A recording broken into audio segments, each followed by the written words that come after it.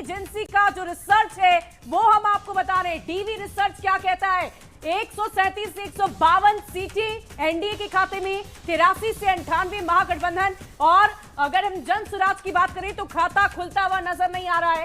शून्य के खाते में 2 से 6 सीटें जारी है। बिल्कुल। और दैनिक भास्कर की बात कर लेते हैं तो दैनिक भास्कर का जो सर्वे है उसके अकॉर्डिंग एनडीए को 145 से 160 के बीच में सीटें मिलती हुई दिख रही हैं।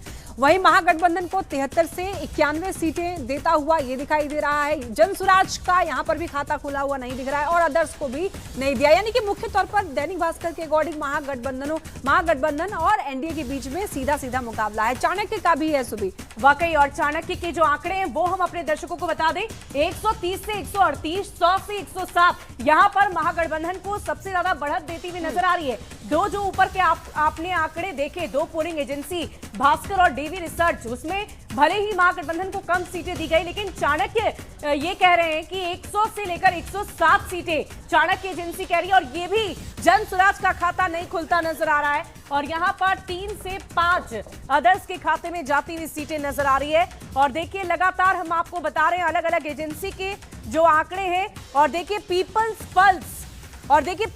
पल्स के आंकड़े क्या कह रहे हैं वो भी हम आपको बताते हैं। पीपल पल्स के आंकड़े जो हैं वो 133 से 159, 75 से 101 और शून्य का जो आंकड़ा है वो हम आपको बता रहे हैं। जन स्वराज का लगातार बरकरार है। सिर्फ और सिर्फ पी मार्क जो है वो 1 से 4 सीटें बता रहा है। न्यूज 18 क्या कह रहा है, न्यूज 18 के आंकड़े आपको बता दें। 140 से 150 सीटें एनडीए के खाते में, 85 से 95 महागठबंधन और जन स्वराज, यानी कि त्रिकोणीय मुकाबला जिसने बना दिया। प्रशांत किशोर की पार्टी 0 से 5 के बीच रह सकती है। अन्य की बात करें तो 5 से 10। और इसके अलावा पी मार्क की बात कर लें तो 142 से 162 सीटें पी मार्क के खाते में जा सकती है। 80 से 98 महागठबंधन, 1 से 4 जन स्वराज और 0 अदर्स, यानी कि अदर्स के खाते में इसने 0 दिखा दिया है। वहीं अगर न्यूज 24 की बात करें तो 152 सीटें एनडीए के खाते में, महागठबंधन के खाते में 84 और जन स्वराज 0 और 7 सीटें अदर्स के खाते में जाती नजर आ रही है। तो ये हम आपको अलग अलग एजेंसी के द्वारा जो एग्जिट पोल किए गए हैं उसके आंकड़े हम आप तक पहुंचा रहे हैं। जया बिल्कुल। और देखिए पोल्स ऑफ पोल्स क्या कहता है, 243 सीटों के लिए आंकड़े हमने रख दिए। पोल स्ट्रेट का आंकड़ा देखिए, एनडीए को 133 से 148, महागठबंधन 87 से 102, जेएसपी यानी कि जन स्वराज पार्टी को 0, अदर को 3 से 5। न्यूज 24 के भी आंकड़े हमने आपके सामने रख दिए हैं। 152 सीटें एनडीए के खाते में, महागठबंधन के खाते में 84। एग्जिट पोल के आंकड़े हैं, 14 तारीख का इंतजार आपको करना है, लेकिन एग्जिट पोल के आंकड़े हमने आपके सामने रखे हैं। और सबसे बड़ी बात शुभे कि जन स्वराज की पार्टी, जन स्वराज जो कि पीके की पार्टी है, उनको 0 और पोल्स ऑफ पोल में तमाम जो आंकड़े हैं वो उनके लिए नेगेटिव है।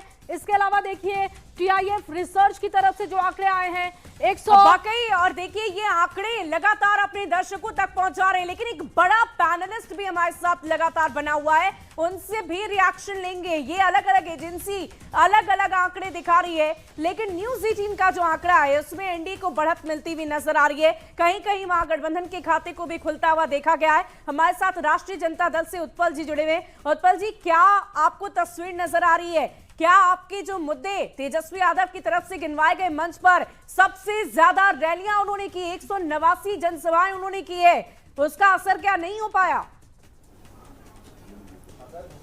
नहीं, देखिए जो तस्वीर अपने टीवी पे आप दिखाएंगे हमें तो वही दिख रहा है, लेकिन जमीन पर बिल्कुल अलग है ये बात।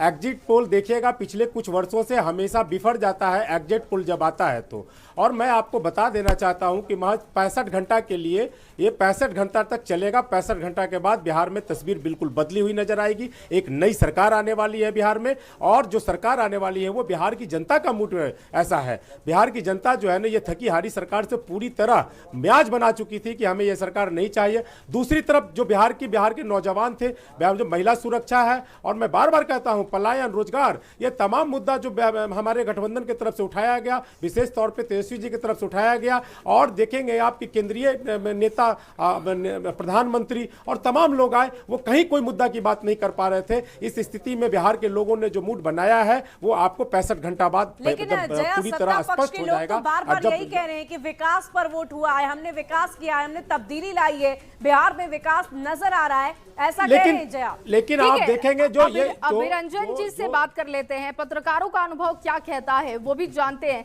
ये जो आंकड़े अभिरंजन जी हम दिखा रहे हैं, पोल्स ऑफ पोल्स के आंकड़े हो 243 सीटों के लिए, या जो हमारा आंकड़ा है, ये क्या लग रहा है, क्या इसी तरीके का ईवीएम जब खुलेगा, नतीजे जब सामने आएंगे, आंकड़े आएंगे, तो इसी तरीके के ये आंकड़े रहेंगे?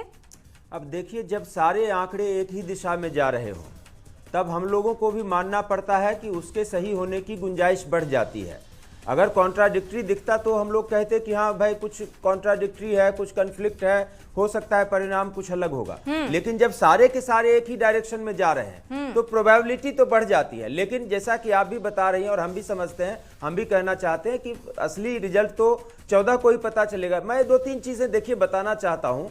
एक तो मैं ये कहना चाहता हूं कि अगर जनसुराज के बारे में इस तरीके का रिजल्ट लोग बता रहे हैं और सारे के सारे उनको 0 सीट लगभग दे रहे हैं, तो ये बहुत बड़ा डिजास्टर होने वाला है जनसुराज के लिए, क्योंकि कम से कम 1000 करोड़ रुपए का उनका इन्वेस्टमेंट इस चुनाव में है। हो सकता है कि मेरे अनुमान से ज्यादा हो, मैं बहुत कंजर्वेटिव फिगर दे रहा हूं आपको। उनके कार्यकर्ताओं और अन्य नेताओं के खर्चे वगैरह जोड़ लें तो हो सकता है वो 5000 करोड़ रुपए हो। और अगर इतना ज्यादा इन्वेस्टमेंट करके अगर एक विधायक बिहार में या 2 विधायक न जितवा पाए तो ये मुझे लगता है कि बहुत बड़ा डैमेज होगा। और इसमें कोई भी जो है वाकई अभिरंजन जी एक बड़ा डिजास्टर हो सकता है। इसकी चर्चा हम बार बार कर रहे थे और आगे भी आपसे चर्चा करेंगे। परसेंटेज भी पता होना चाहिए कि कोई सर्वे में ये भी बताए कि आखिर इनको वोट परसेंटेज कितने, सीटें नहीं मिल रही है तो चलो एक बात है, लेकिन क्या इनको वोट परसेंटेज भी बहुत सारी बातें जिस पर हम चर्चा करेंगे। और राजनीतिक दल हर तरीके से कोशिश करता है, लेकिन जनता का मूड क्या है, उनका मिजाज क्या है, ये तो बूथों पर जाकर पता चलता है और ईवीएम का जब पिटारा खुलेगा तब पता चलेगा। लेकिन फिलहाल तो खुशी की बात मनीष जी के लिए, जेडीयू सबसे बड़ी पार्टी हो सकती है। ये हमारी एग्जिट पोल के आंकड़े बता रहे हैं कि आपको सबसे ज्यादा सीटें दी जा सकती है, सबसे ज्यादा आपके विधायक आ सकते हैं। ये तो बहुत खुशी की बात होगी मनीष जी आपके लिए। नहीं देखिए, हम लोग लगातार कह रहे थे कि बिहार की जनता को अगर किसी नेता पर विश्वास है तो वो है आदरणीय नीतीश कुमार जी।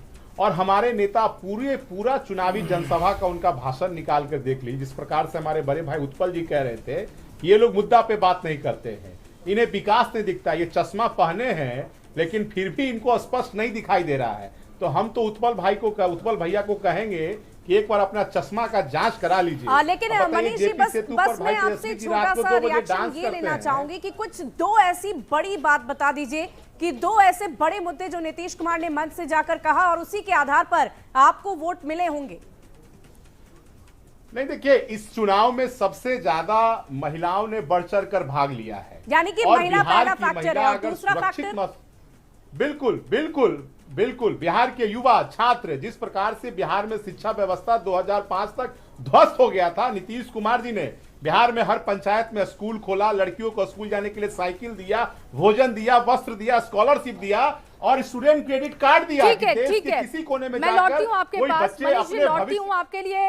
ये अच्छी खबर है एग्जिट पोल के हिसाब से, लेकिन जो तमाम आंकड़े आ रहे हैं वो भी हम अपने दर्शकों के सामने रखने जा रहे हैं। ये देखिए 243 सीटों के लिए जो फिगर है, एग्जिट पोल जो कह रहा है वो आंकड़ा है और इसके मुताबिक एनडीए को 140 से 150, महागठबंधन 85 से 95। पीके के लिए अच्छी खबर नहीं है, 0 से लेकर 5 सीटें और अदर्स के लिए 5 से 10, कुछ इस तरीके के आंकड़े एग्जिट पोल बता रहे हैं। लेकिन लगातार हम आपसे कह रहे हैं कि 14 तारीख का इंतजार करना होगा, लेकिन पोल्स ऑफ पोल्स हमारे आंकड़े एनडीए के पक्ष में बहुमत देते हुए दिख रहे हैं। शुभे वाकई और लगातार अलग अलग तरीके से हम आपको दिखा रहे हैं। देखिए, हम जीतन राम मांझी की पार्टी की बात कर ली 0 से 5, चिराग पासवान की पार्टी 10 से 15, उपेंद्र कुशवाहा की पार्टी 0 से 5 और इधर जेडीयू की बात करें तो 60 से 70, 55 से 65। तो ये आंकड़े जो दिखा रहे हैं उसमें आप देखिए जेडीयू, जनता दल यूनाइटेड, नीतीश कुमार की पार्टी सबसे बड़ी पार्टी इस चुनाव में उभर कर हो सकती है,